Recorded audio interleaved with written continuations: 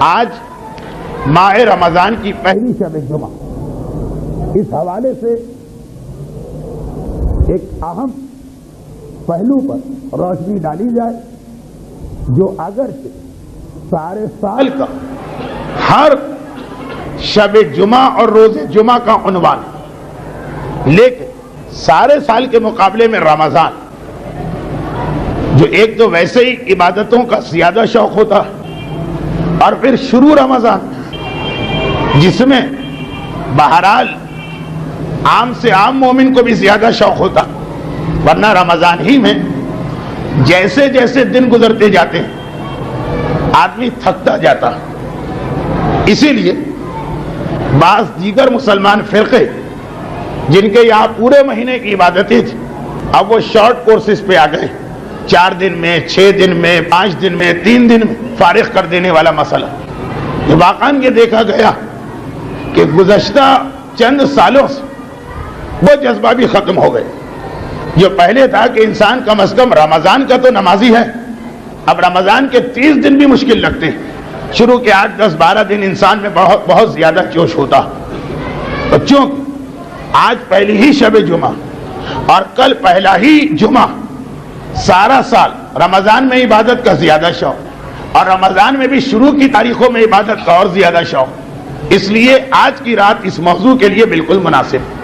ورنہ اصولاً یہ موضوع خاص آج کا موضوع نہیں، پورے سال کی 45، 46 تمام شب جمعہ کا یہ موضوع، اور وہ کیا ہے وہ سن لیجیے۔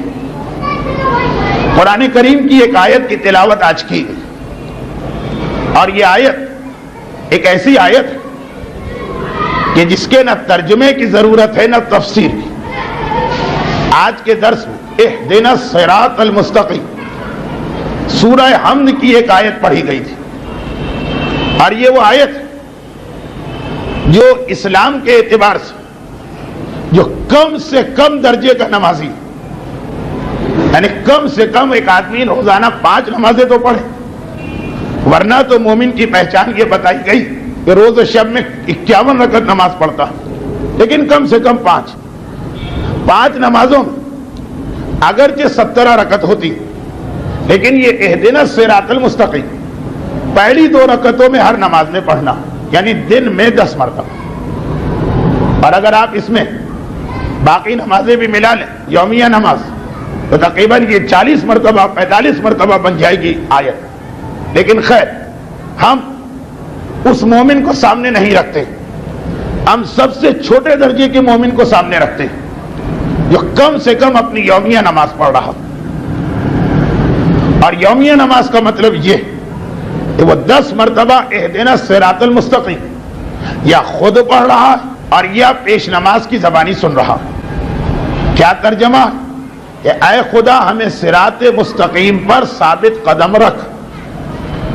اچھا، اتنا ہر ایک کو معلوم ہے مجالس کی برکتوں کی وجہ سے کہ اس آیت کے 2 ترجمے کیے جاتے ہیں۔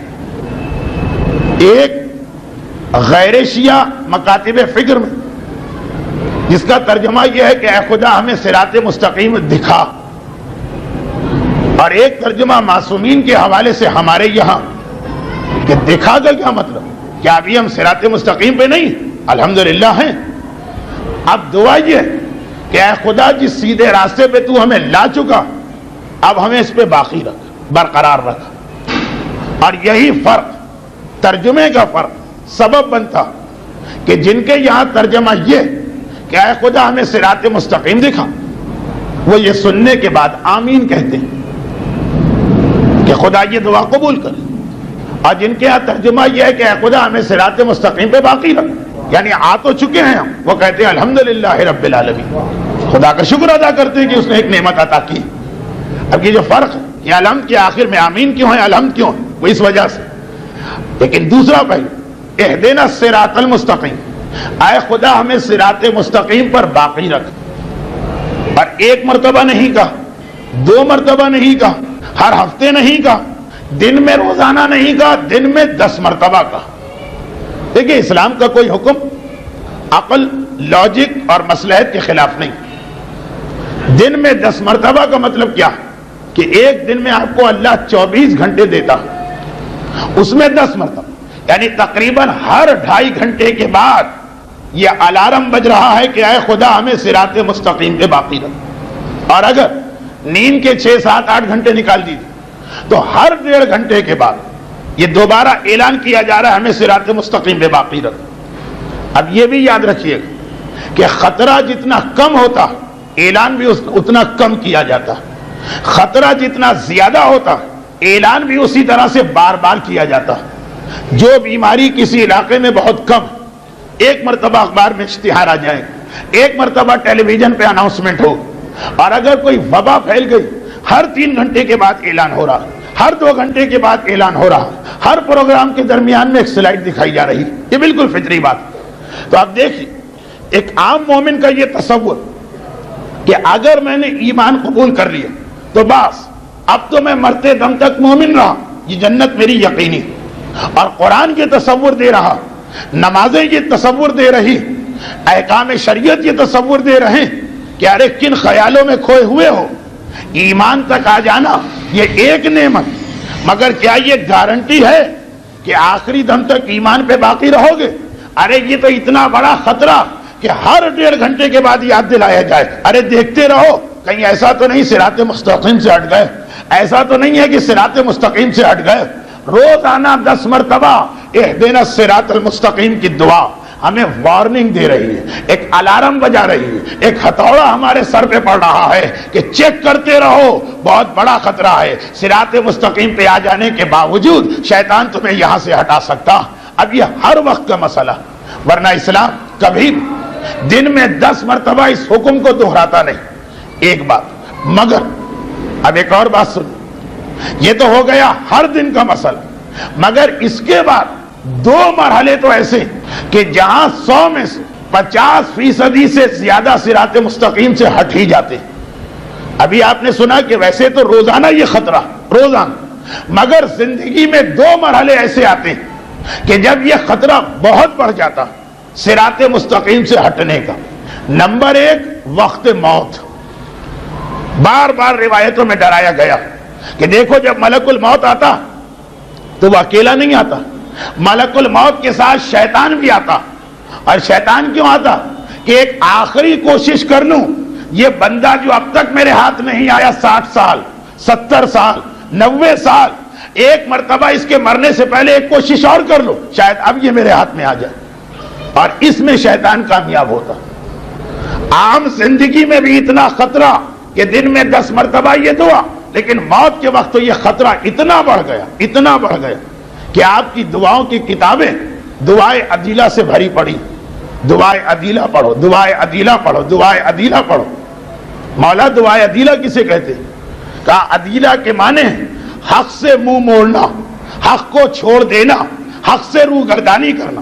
دعائے عدیلہ اس دعا کا نام ہے کہ جب ملک الموت آتا ہے تو اکثر مومن، کافر تو ویسے ہی حق سے کو چھوڑے ہوئے، منافق تو ویسے ہی حق کو چھوڑے ہوئے، معصوم فرما رہے ہیں جب ملک الموت آتا تو اکثر مومن حق سے روح گردانی کرتے ہیں۔ تو یہ دعائے عدیلہ پڑھتے رہنا، یہ وقت آخر ایمان کو بچانے والی ہے۔ اب وہ دعائے عدیلہ چاہے رضیت باللہ ربا وبمحمد نبیہ وبالاسلام دینا والی دعا، یا وہ دعا ہو جسے شیخ عباس قمی نے مفاتیح میں لکھا، لیکن ایک نہیں کئی دعائیں عدیلہ بتائی گئی۔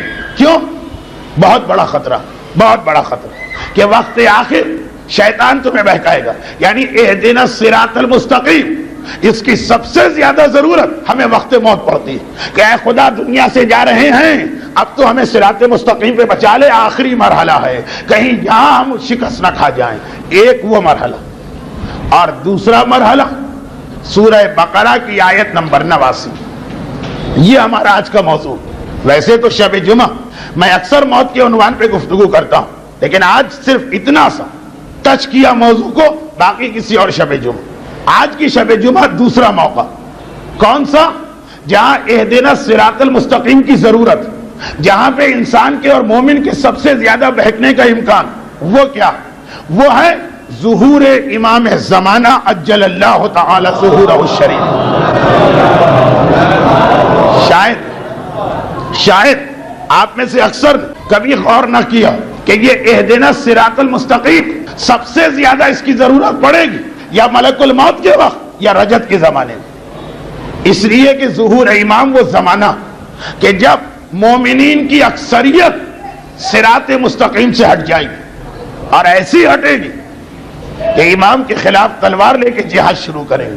لفظ جہاد معاذ اللہ وہ سمجھیں گے ہم جہاد کر رہے ہیں. تو یہ اہدنا الصراط المستقیم خالی موت کے لیے نہیں.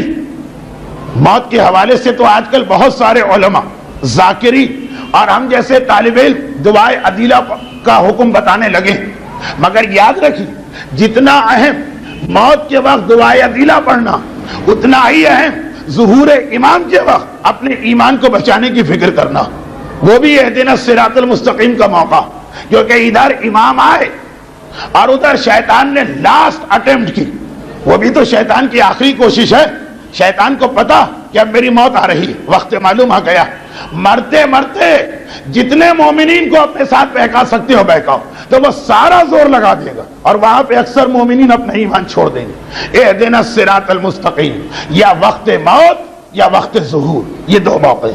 اور آج کی رات اور آنے والا دن شب جمعہ اور روز جمعہ آپ کے علم میں ہوگا کہ مسلسل روایتوں میں آیا کہ جمعے کا دن اللہ نے خاص تمہارے زمانے کے امام کا دن بنایا. یہ جو ہفتے کے 6-7 دن ہیں ہر دن کو معصومین میں تقسیم کر دیا گیا. مفاتیح الجناح کی لسٹ اٹھا کے دیکھ لیجئے. ہفتے کا دن رسول خدا کا دن, اتوار کا دن مولا کا دن, پیر کا دن شہزادی کا دن. ہر دن ہفتے کا ہر دن مختلف معصوم میں تقسیم. لیکن جمعے کا دن جو کب شروع ہوا, آج جب آپ نے افطار کیا تھا وہ 6:27 یہ افطار کا وقت شام, وہاں سے جمعہ شروع ہو گئی. کل 6:27 تک یہ جو پورا دن ہے یہ آج رات اور کل یہ اللہ نے خاص امام زمانہ کا دن بنایا. اور یہی وجہ کہ اس دن خصوصیت کے ساتھ امام کو یاد کرنے اور اہدنا الصراط المستقیم اسے یاد کرنے کا دن, کہ کہیں ایسا نہ ہو کہ امام آئیں اور ہم ان میں شامل ہو جائیں جو صراط مستقیم سے ہٹ گئے.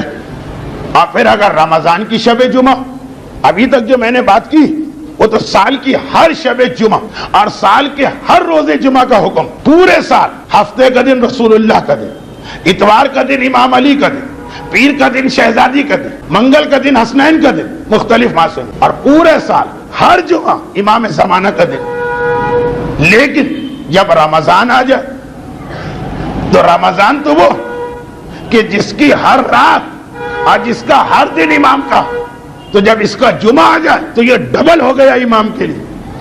اچھا کوئی کہے کہ یہ آپ نے کیسے کہہ دیا کہ رمضان کا ہر دن امام کے لیے؟ دعائے افتتاح جو ماہ رمضان کے اہم ترین مستحبات میں سے ایک ہے کہ رمضان کی ہر رات کو دعائے افتتاح پڑھو. اور یہ دعائے افتتاح پڑھتے پڑھتے ہم آخر میں پہنچے. ہر رات پورے رمضان, پیر ہو کہ منگل ہو کہ بدھ ہو کہ جمعرات ہو کہ جمعہ, اللہم ان نشکو الیک فقد نبینا وغیبت ولینا.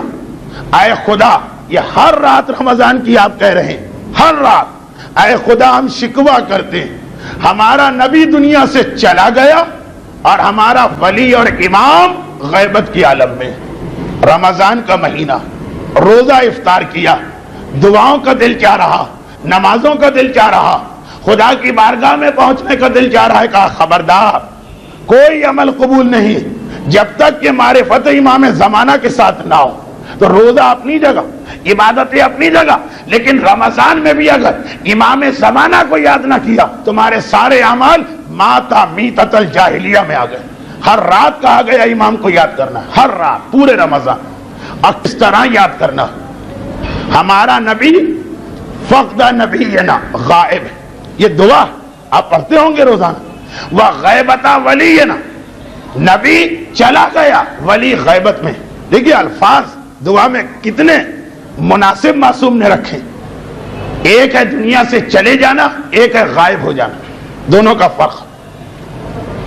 کسی کی موت آ جائے کتنا ہی صدمہ کیوں نہ ہو, آدمی کو صبر آ جاتا. کوئی غائب ہو جائے صبر نہیں آتا. ایک آدمی کا جوان بیٹا مر گیا, ایک آدمی کا بیٹا کھو گیا، کیا دونوں کی حالت برابر ہوگی؟ جی نہیں.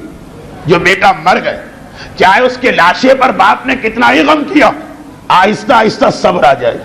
جو بیٹا غائب ہوا، مرتے دم تک صبر نہیں آئے گا. ایک آس بندھی رہے گی، شاید اب اطلاع ملے، شاید اب آ جائے، شاید اب آنے والا. کسی نے دروازہ کھٹکھٹایا، رات کو کوئی ٹیلی فون آیا، کہیں سے کوئی خط آیا، دل میں امید پیدا ہو، شاید اس میں میرے بیٹے کا تذکرہ. جو مر گیا چاہے وہ کیسی ہی جوان موت کیوں نہ، صبر آ جاتا. جو غائب ہو گیا صبر نہیں آتا، امید بندھی رہتی. دعا میں کیا ہے؟ اللہم ان نشکو الیک فقد نبینا لیکن وغیبت ولینا. نبی چلے گئے ہیں، ولی غائب ہیں، چلے نہیں گئے ہیں. ہر وقت امید ہے، شاید اب آئیں، شاید اب آئیں، شاید اب آئیں. آپ تذکرہ کب کر رہے ہیں؟ ہر رمضان. اور دیکھ ولی کا لفظ آیا، ولی سرپرست، محافظ، نگہبان، ہمیں دیکھنے والا، ہماری حفاظت کرنے والا. کہا وہ غائب ہے. ولی غائب ہے تو تم آرام سے کیسے بیٹھے ہو؟ اور پھر آگے تو اس سے بھی عجیب فقرہ ڈال دی.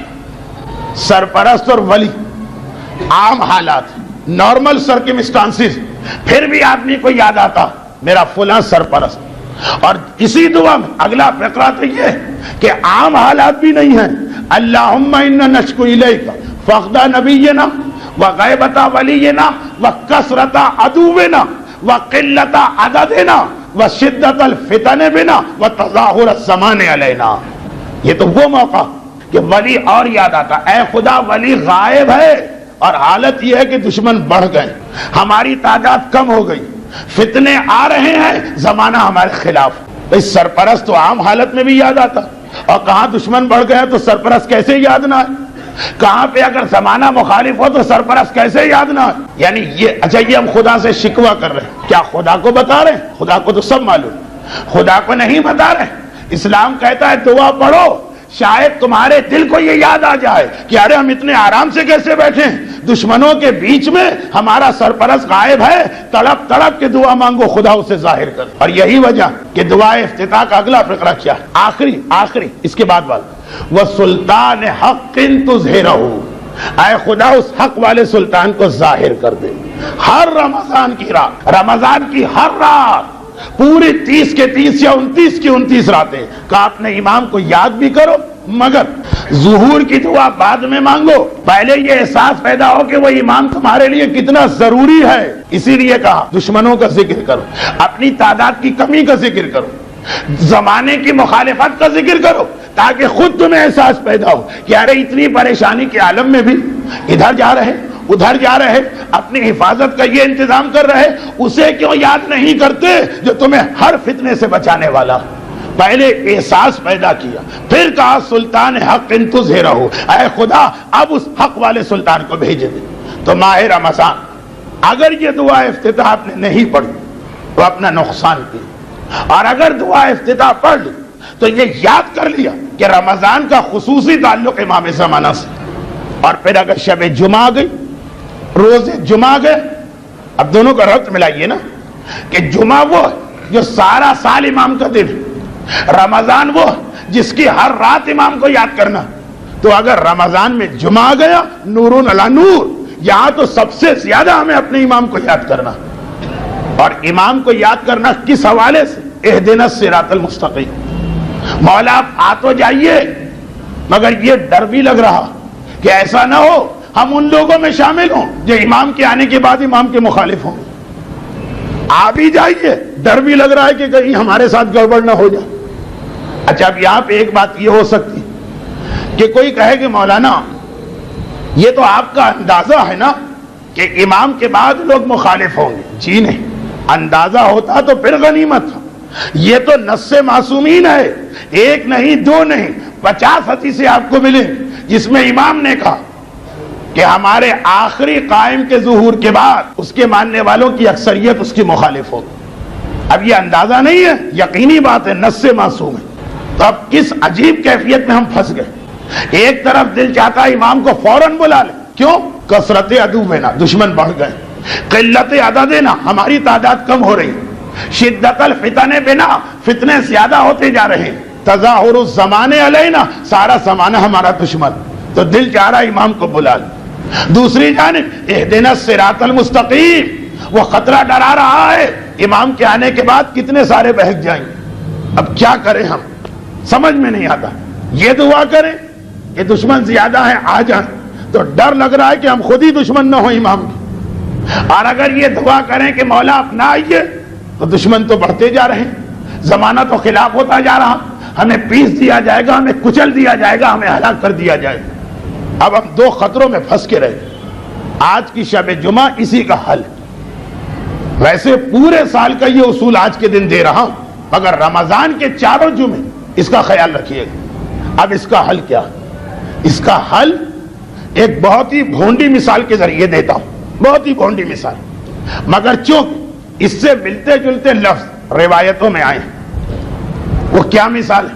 وہ مثال یہ کہ مثلا ایک آدمی کا کتا وہ لے کے چل رہا، ایک ڈر ہے کتا بھاگ نہ جائے، گلے میں پٹا ڈالا جاتا، پٹا ڈال کے اس پٹے کو مالک اپنے ہاتھ میں پکڑتا، نتیجہ کیا نکلتا کہ وہ جو جانور ہے وہ فرار اختیار نہیں کر سکتا، اگر کبھی وہ ہٹنا بھی چاہے تو پٹے کی وجہ سے اسے بندھا رہنا پڑتا۔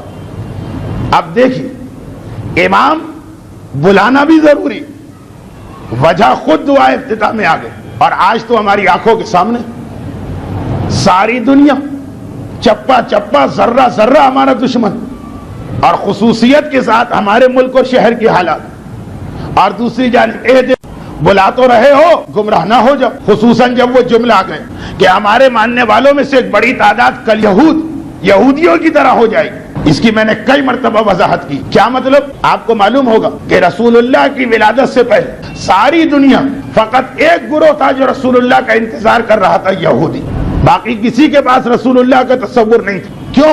اس لیے کہ یہودی اور عیسائی دو ہی آسمانی مذہب تھے، باقی اس زمانے کے کسی مذہب میں رسالت کا تصور ہی نہیں تھا۔ مگر عیسائیوں کو بھی حضرت عیسیٰ کے بعد ان میں ایک سینٹ گزرے ہیں، سینٹ پال، انہوں نے پورا عیسائی مذہب بدل دیا، وہ تو بالکل گمراہ ہو۔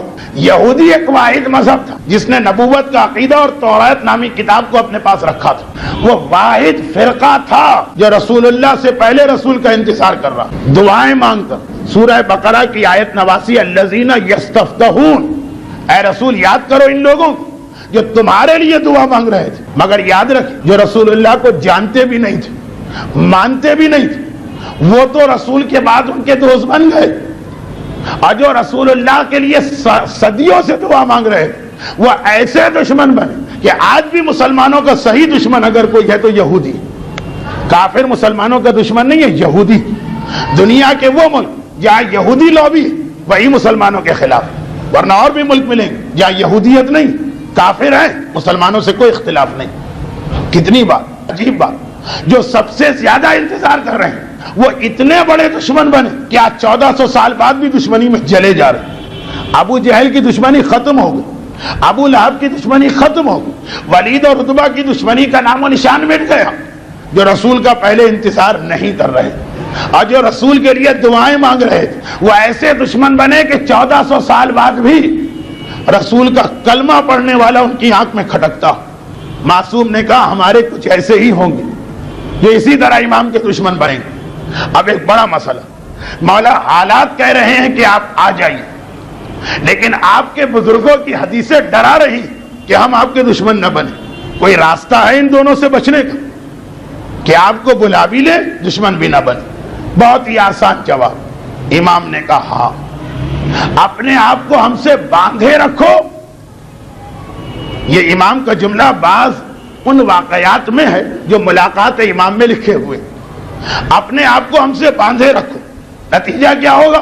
بھاگنا بھی چاہو گے تو بھاگ نہیں پاؤ گے۔ جو رسی سے بندھا ہوا جانور ہے، جس کے گلے میں پٹا پڑا ہوا ہے، وہ بھاگنا بھی چاہے تو بھاگ نہیں سکتا اگر اس نے وہ رسی توڑی نہیں ہے، رسی اگر جڑی ہوئی۔ اپنے آپ کو ہم سے باندھے رکھو۔ اب ایک سوال، اپنے آپ کو امام سے باندھنے کا طریقہ کیا ہے؟ کہ کم سے کم 4 اعمال، ویسے کچھ اور چیزیں، اور انشاءاللہ جو ہمارا اصل موضوع ہے جو پرسوں سے شروع ہوگا استعمار اور دشمنان اسلام کی سازشیں ہمارے خلاف. اس میں آگے چل کے یہ موضوع آئے گا کہ ایک سازش یہی کہ وہ رسی کٹ جائے جو ہم کو امام سے باندھے ہوئے. وہاں اور باتیں آئیں گی، لیکن یہ خیال کرتے ہوئے کہ جمعے کا دن بہت اہم دن ہے. اگر ہم پرسوں نرسوں کا انتظار کریں گے ایک جمعہ آپ کے ہاتھ سے نکل جائے.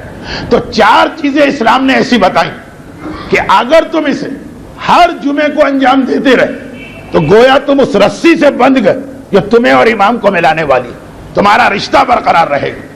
اور یہ جمعے ہی کی عبادت ہے کیونکہ جمعہ امام کا دن. البتہ حدیثوں میں جملہ آیا کہ اگر جمعے کو نہ کر سکو تو مہینے میں ایک دفعہ یہ عمل کرو، وہ بھی نہ کر سکو تو سال میں ایک دفعہ عمل کرو. لیکن وہی بات رسی کمزور سے کمزور ہوتی جائے، لیکن نہ ہونے سے تو بہرحال کمزور رسی بھی غنیمت. صحیح طریقہ یہ رسی مضبوط رہے. 4 چیزیں غیبت امام ظہور تک ہر جمعے کو یہ 4 اعمال انجام دو. اور اس میں اگر رمضان کے جمعے جو ویسے ہی امام کے جمعے، اب کیا ہیں وہ 4 اعمال؟ ایک بات میں واضح کر دوں، گھڑی کی سوئیاں بتا رہی کہ تقریر کا وقت بہت تیزی سے اختتام کو پہنچ رہا، اس لیے ایک بات وضاحت کر دی جائے کہ یہ جو 4 چیزیں میں بتا رہا ہوں یہ میری طرف سے نہیں، ان میں سے ہر ایک کے لیے یا کوئی روایت یا کوئی حکایت. حکایت یعنی غیبت میں امام کے واقعات. وقت کم ہے، اگر میں ہر چیز کے ساتھ اس کی روایت بھی پڑھوں گا تو شاید یہ 4 باتیں آج مکمل نہ ہوں اور کل کا دن آپ سے مس ہو جائے. تو یہ 4 مختصراً سن لی. اگر بعد میں آپ کا دل چاہا کہ بھئی اس کے واقعات بھی سنا دی تو وہ تو مہینے میں کبھی بھی آپ سن سکتے ہیں، مگر یہ عبادتیں مس نہ ہو. کیا ہیں وہ 4 عبادتیں؟ اور ان 4 میں سے 2 عبادتیں ایسی ہیں جن کے ساتھ اس موجودہ زمانے حال ہی میں انتقال کرنے والے 2 بہت عظیم مراجع کا اپنا تجربہ.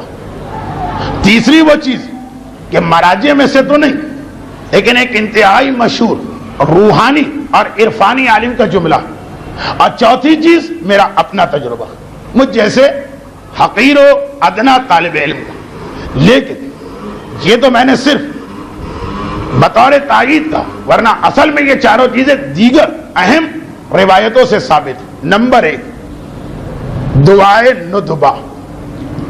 آپ کو معلوم ہے کہ سارا ہر جمعے کے دن یہ دعائے ندبہ پڑھنے کا حکم ہے، اور اس کا بہترین وقت فجر کی نماز کے کچھ بعد کا وقت ہے. عام دنوں میں مسئلہ، سال کے 11 مہینوں میں مسئلہ یہ ہوتا کہ جمعے کے دن ایک انسان اتنا تھکا ہوا ہوتا 6 دن کے ورکنگ ڈیز کی وجہ سے کہ جو دعائے ندبہ کا وقت ہے وہ اس سے اٹھا نہیں جاتا. اکثر لوگ تو جمعے کی فجر بھی قضا کر دیتے فقط اس لیے کہ 6 دن صبح سویرے اٹھے تھے، آج تو ہمیں لمبی نیند لینا. مگر رمضان لوگ سحری کے لیے اٹھتے ہیں، پھر فجر کی نماز پڑھتے ہیں، ایک آدھ پارا پڑھتے ہیں، وہ وقت آ جاتا ہے جو دعائے ندبہ کا وقت ہے، جاگ رہے ہیں.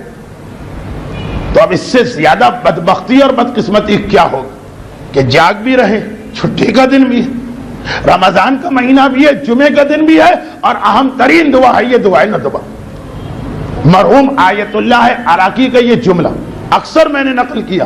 یہ فرماتے ہیں کہ مجھے کوئی شخص ایسا نہیں ملا جس نے صحیح طریقے سے دعائے ندبہ پڑھی اور اس جگہ پہ امام تشریف نہ لائے. چاہے گھر میں ایک آدمی دعائے ندبہ پڑھ رہا یا کسی جگہ اجتماع کر کے مومنین دعائے ندبہ پڑھ رہے، وہ مقامات جہاں امام کی حاضری یقینی ان میں سے ایک ہے دعائے ندبہ. مشہد مقدس میں آج سے 50 سال پہلے دعائے ندبہ پہلی مرتبہ پڑھی گئی. اب یہ بہت عجیب باتیں ہیں، آج کل لوگوں کی سمجھ میں بھی نہیں آتی. ایران میں آپ کو مشہد میں قم میں جو رونقیں نظر آ رہی آپ کیا سمجھتے ہیں ہمیشہ سے؟ ارے 40-50 سال پہلے معصومہ قم کے حرم میں نماز جماعت تک نہیں ہوتی تھی اور دعائے ندبہ کا کوئی کنسپٹ نہیں تھا.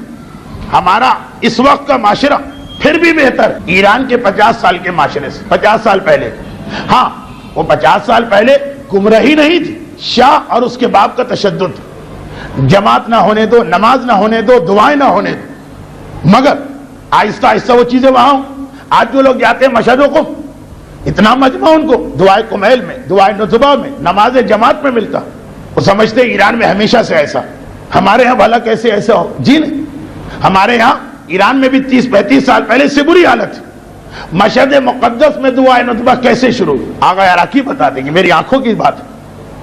فقط ایک آدمی نے شروع کی اور اس کے گھر میں اس کثرت سے امام زمانہ کو دیکھا گیا کہ پھر پورا شہر امن کے آ گئے، اور جہاں جہاں دعائے ندبہ پڑھی گئی امام کو آنکھوں سے دیکھا گیا۔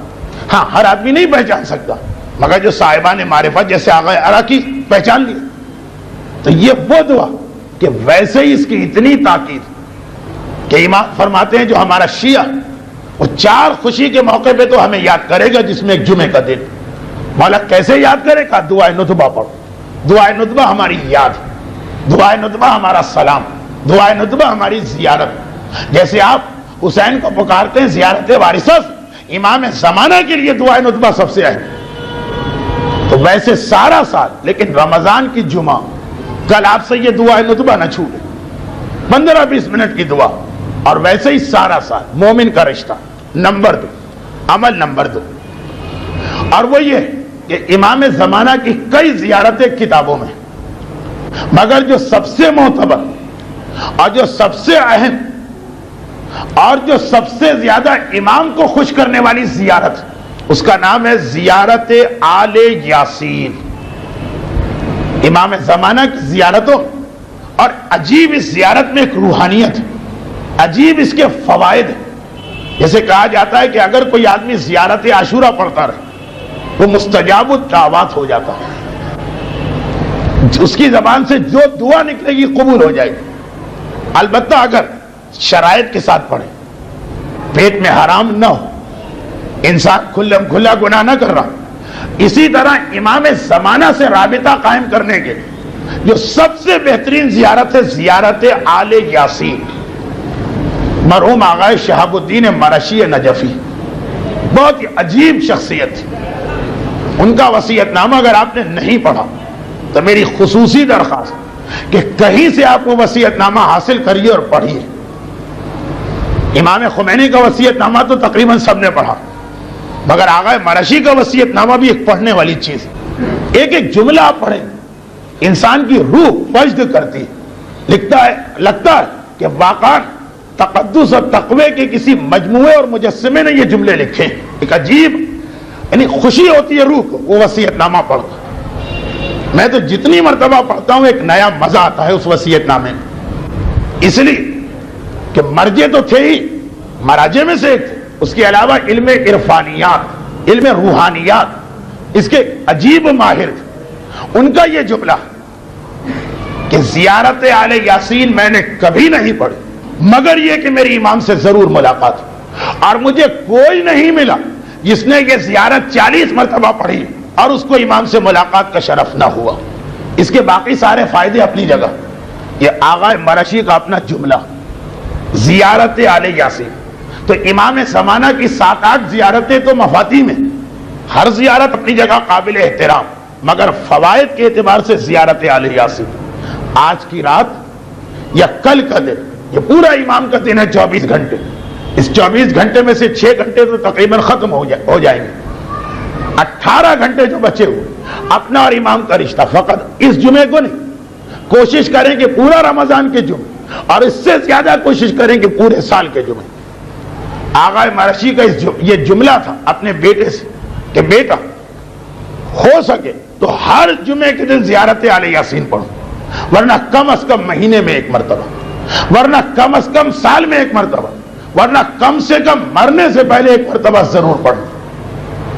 لیکن جتنا کم پڑھیں گے امام سے رشتہ کمزور ہوتا جائے گا، ٹوٹے گا نہیں، پھر بھی برقرار رہے گا، مگر مضبوط رسی اور کمزور دھاگا، ان دو کا فرق، پھر بھی بہرحال ایک رشتہ رہے گا۔ زیارت آل یاسین نمبر 3، اگرچہ یہ نمبر 3 عبادت ویسے آئی ہے مصیبت کے وقت، اسی لیے اس کا نام ہے زیارت استغاثہ، لیکن آغا حسن ابطحی پرواز روح اور تجلیات روح اور اس قسم کی دیگر کتابوں کے مؤلف، ہر ایک کو پتا ہے کہ مرجع یا مجتہد نہیں مگر علم روحانیات و عرفانیات کے ماہر، وہ خاص تاکید کرتے ہیں کہ امام ایک مومن کا رب اس زیارت استغاثہ کے ذریعے جس طرح ملتا بہت کم عمل اس کے برابر.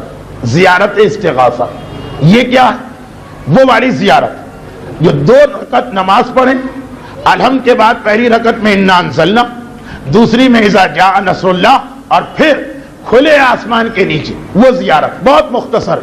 سلام اللہ کامل تام شامل العام، سلام اللہ کامل العام تام شامل وصلواتہ الدائمۃ علی ولیہ کر کے پوری زیارت. سلام اللہ کامل العام التام الشامل التام، یہ والی زیارت بہت ہی، اس کا نام ہی ہے زیارت استغاثہ، مصیبت کی زیارت، استغاثے کی زیارت.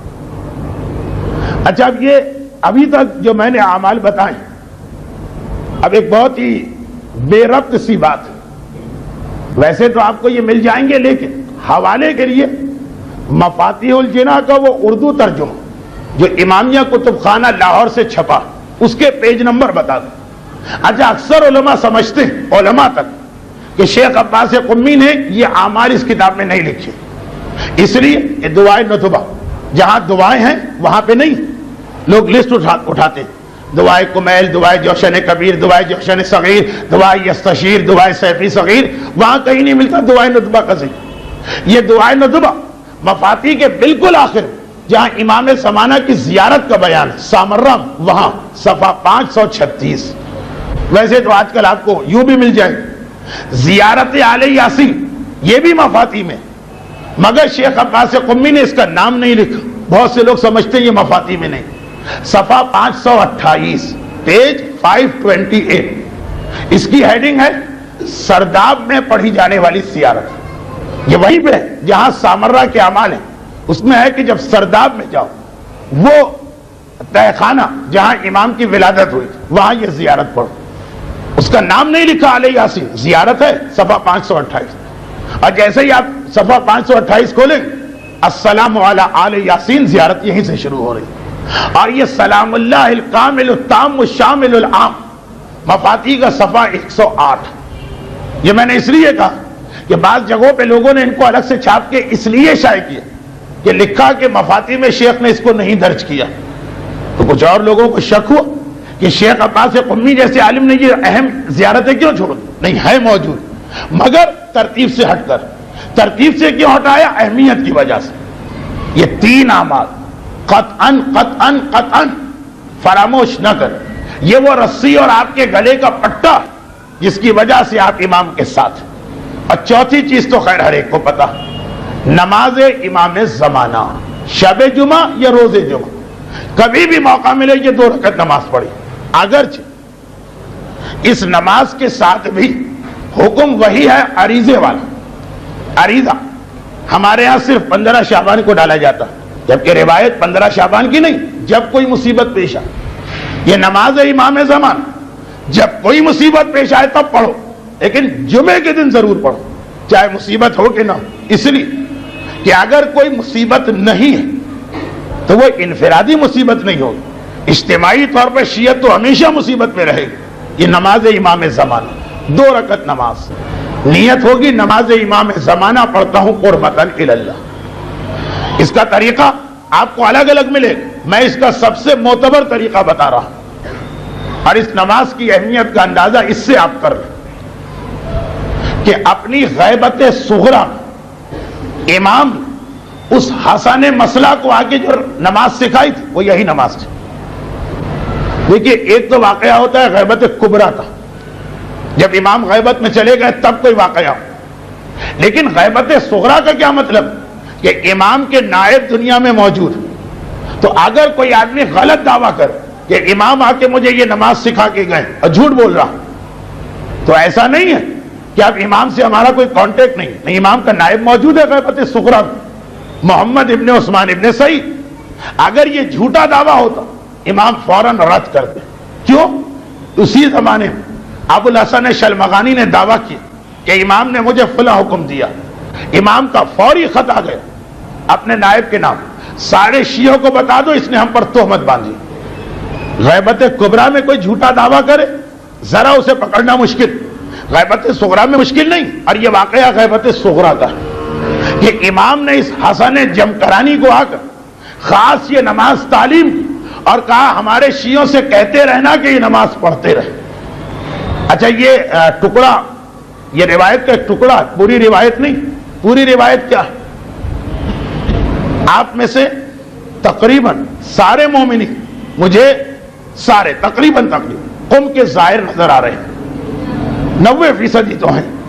آپ کو معلوم کہ آج جب کوئی قم جاتا تو جس عقیدت کے ساتھ معصومہ کے روضے پہ حاضری دیتا، اسی عقیدت کے ساتھ منگل کی رات قم کے باہر مسجد جمگران میں جا کے عبادت کرتا ہے۔ اور مسجد جمگران وہی حیثیت رکھتی ہے جو کوفے کی مسجد سہلہ کی حیثیت کہ یہاں امام کا آنا یقینی۔ آغا مرشی کا جملہ کہ میں نے اپنے امام سے جتنی ملاقاتیں کی ان میں زیادہ ملاقاتیں اسی مسجد جمگران میں ہوئی۔ اپنے قلم سے اپنی ڈائری لکھتے تھے، اس میں یہ جملہ، ان کی موت کے بعد یہ ڈائری سامنے آئی کہ میری اپنے امام سے جتنی ملاقاتیں ہوں، اس کا مطلب کئی ملاقاتیں، ان میں اکثر ملاقاتیں مسجد جمگران۔ مسجد جمگران آج ایک شان ہے اس کی، ایک شوکت ہے اس کی، دیکھنے کے قابل ہے وہاں کا ہجوم، کیونکہ وہاں امام ضرور آتے۔ یہ کب بنی؟ 293 ہجری، اور آپ کو معلوم ہے کہ 293 ہجری امام کی غیبت صغرا چل رہی تھی، ابھی تو حسین ابن روح کا زمانہ بھی شروع نہیں ہوا تھا۔ اس وقت امام نے یہ مسجد بنوائی اپنے حکم سے۔ اس کا پورا واقعہ 1986 ماہ رمضان کی ایک تقریر میں پڑھ چکا ہوں، اور ویسے بھی آپ کو مفاتی میں شاید مل جائے، شاید نہ مل جائے۔ مسجد جمگران، امام حسن جمگرانی کو خصوصی طور پہ رات کو اپنے پاس بلایا، یہ مسجد بنوائی۔ اب دیکھیے کتنی عجیب بات، آغا مرشی کہتے کہ آج سے 40 سال پہلے اس مسجد میں کوئی نماز پڑھنے بھی نہیں جاتا تھا۔ مسجد بنی ہے 293 ہجری، امام کا نائب بھی موجود ہے اس وقت، اور 1200 سال تک کوئی ادھر نہیں جاتا، اکا دکا کوئی چلا گیا چلا۔ اور آج حالت یہ کہ اس مسجد میں نماز پڑھنے کی جگہ نہیں ملتی، اتنا ہجوم ہوتا۔ اب وہ حدیث یاد کی کہ جب مسجد جمگران تمہیں نماز کی جگہ نہ ملے، سمجھ لو کہ اب میرے بیٹے کا ظہور بالکل قریب ہے۔ یہ خود علامت ظہور میں سے ایک علامت ہے، علائم الظہور میں سے ایک علامت ہے مسجد جمگران کا آباد ہونا۔ آج جب لوگ جا کے قم میں مسجد جمگران دیکھتے ہیں تو سمجھتے ہیں کہ یہ شان و شوکت تو ہمیشہ سے رہی ہوگی، ایران تو شیعہ آبادی ہے، آج سے 40 سال پہلے یہاں کوئی نہیں جاتا تھا۔ آغا مرشی تو خود عینی گواہ کہ میں جاتا تھا پوری مسجد خالی۔ تو یہ 40 سال میں دیکھتے ہی دیکھتے کیا ہوگا، یہ علامت ظہور۔ لیکن جب یہ مسجد امام نے بنوائی تھی، اسی وقت کہہ دیا کہ یہ مسجد بناؤ اور ہمارے شیعوں سے کہو یہاں ہماری 2 رکعت نماز اس طریقے سے پڑھیں جو اب میں بتا رہا ہوں۔ یہ نیت کی، اس کے بعد نماز شروع کی، الحمد کا سورہ شروع کی، الحمدللہ رب العالمین الرحمن الرحیم مالک یوم الدین۔ اب جو پہنچے ایاک نعبد و ایاک نستعین پہ رک گئے، 100 مرتبہ اس آیت کو دہرایا، اور اس کے بعد جب 100 ہو گئے اہدنا الصراط المستقیم سے عام طریقے سے سورہ پڑھا، اس کے بعد قل هو اللہ پڑھے، 1 مرتبہ نہیں 7 مرتبہ۔ پھر رکوع میں جائیں، رکوع کی دعا سبحان ربی العظیم و بحمدہ 7 مرتبہ، پھر پہلے سجدے میں سبحان ربی الاعلی و بحمدہ 7 مرتبہ، پھر دوسرے سجدے میں سبحان ربی الاعلی و بحمدہ 7 مرتبہ، 7 مرتبہ قل هو اللہ، 7 مرتبہ ذکر رکوع، 7 مرتبہ ذکر سجدہ اولا، 7 مرتبہ ذکر سجدہ ثانی، اور اگلی رکعت بھی اسی طرح الحمد کے سورے میں ایاک نعبد و ایاک نستعین 100 مرتبہ پڑھیں، اس سے پہلے اور اس کے بعد کی آیتیں عام طریقے سے، قل هو اللہ 7 رکوع 7 سجدے 7، 2 رکعت نماز امام زمان۔ جب مسجد جمگران میں آپ جاتے ہیں وہاں تو ہر آدمی آپ کا کندھا پکڑ کے بتاتا ہے اس طرح پڑھنا، مگر اپنے شہر میں بھی ہر جمعے کے دن، اور 4 باتوں میں سے ایک میں آغا عراقی کا حوالہ تھا، ایک میں آغا مرشی کا حوالہ تھا، ایک میں آغا ابتہی کا حوالہ تھا، ایک میرا حوالہ سن لیجیے۔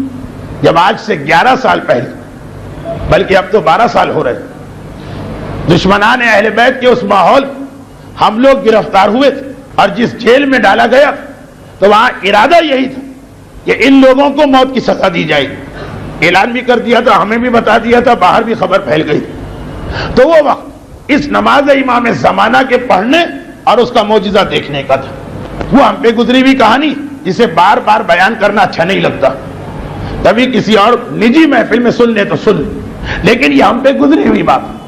آج سے 11 سال پہلے جب حکومت بھی سخت ترین دشمن اہل بیت کی تھی, حالات بھی سخت ترین دشمنی اہل بیت کے تھے, اور اس اعتبار سے گرفتاریاں بھی ہو گئی.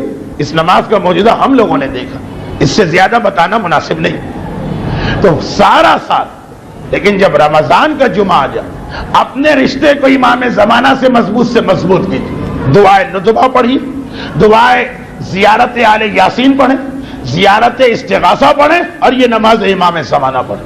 ویسے ہی یہ عبادتوں کا مہینہ, اور اس کے بعد کہیں کہ اللہم نشکو الیک فقد نبینا و غیبت ولینا. پھر وہ خطرہ نہیں ہوگا کہ سلطان حق تظہرہ اور اہدنا الصراط المستقیم, کہ امام آ جائیں اور ہم صراط مستقیم سے ہٹ جائیں. ایکسیپشن ہر جگہ, لیکن ہمیں عام طریقہ کار یہ بتایا گیا, اس طریقے سے اپنے آپ کو امام کے قابو میں دیے رہو, رشتہ برقرار رکھو. انشاءاللہ یہ معصوم کا وعدہ, اللہ تمہارے قدموں کو صراط مستقیم پر باقی رکھے گا, مگر شرط یہ کہ اس طرح سے ہم امام کو یاد کرتے رہے. اور جیسا کہ میں نے کہا کہ دعائے افتتاح نے یہ بتا دیا کہ غیبت کبریٰ رمضان کا مہینہ خاص امام زمانہ کا مہینہ. اور پھر جب ہم نے یہ بھی دیکھا کہ مثلا مسجد جمگران, اس کی آبادی یعنی اس کا بھر جانا, یہ نشانی بنا کہ امام کا ظہور قریب آ رہا. اور ویسے بھی ظہور امام کا بڑا گہرا تعلق رمضان سے. امام کے ظہور سے پہلے 23 رمضان ہی کی تو روایت ہے کہ ایک دھماکہ ہوگا, قدرتی دھماکہ, مصنوعی دھماکہ, ایٹمی دھماکہ, یہ ہمیں نہیں پتا, مگر نشانی یہی کہ 23 رمضان ہی کو اطلاع مل جائے گی کہ امام آنے والے. تو یہ خصوصی درخواست.